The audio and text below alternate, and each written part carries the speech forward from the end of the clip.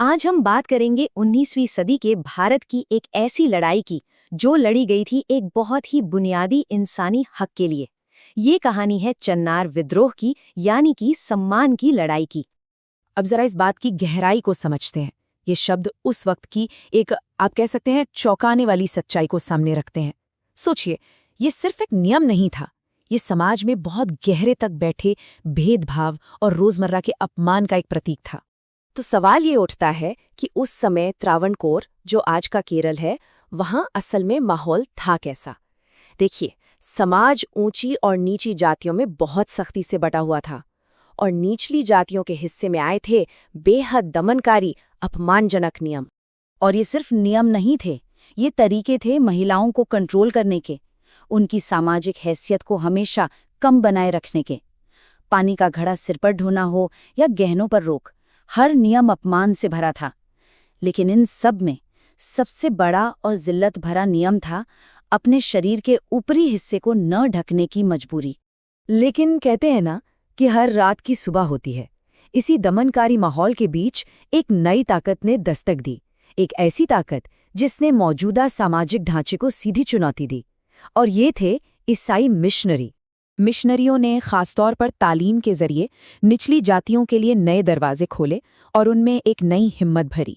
जैसे 1819 में Mrs Mead ने एक स्कूल खोला, और इसी जैसे कदमों ने उस पीढ़ी को तैयार करना शुरू कर दिया जो अब अपने हक के लिए खड़ी होने वाली थी। और इसी हिम्मत का नतीजा था कि 1850 के दशक तक बड़ी तादाद में महिलाओं ने ऊपरी वस्त्र पहनकर इस दमन का विरोध शुरू कर दिया।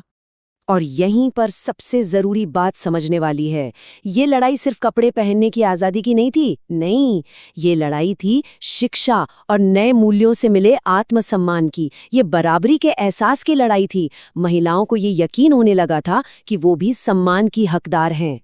लेकिन जब सदियों से दबी हुई आवाजें उठती हैं तो टकराव होना लाजमी है। महिलाओं के इस कदम को ऊंची जातियों ने अपने दबदबे पर एक सीधी चोट की तरह देखा, और इसका जवाब उन्होंने हिंसा से दिया। तस्वीर बिल्कुल साफ थी।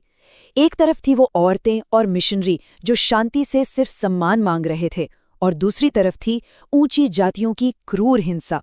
सरेआम बाजारों में औरतों पर हमले किए गए, उनके कपड़े फाड़े गए, और उन स्कूलों और चर्चों तक को आग के हवाले कर दिया गया जहां से बराबरी का ये पैगाम आ रहा था। संघर्ष अब अपने चरम पर था। अब जब हिंसा और टकराव इतना बढ़ गया कि उसे और नजरअंदाज करना नामुमकिन हो गया, तब जाकर सरकार को इसमें दखल देना ही पड़ा। और फिर आया वो ऐतिहासिक पल।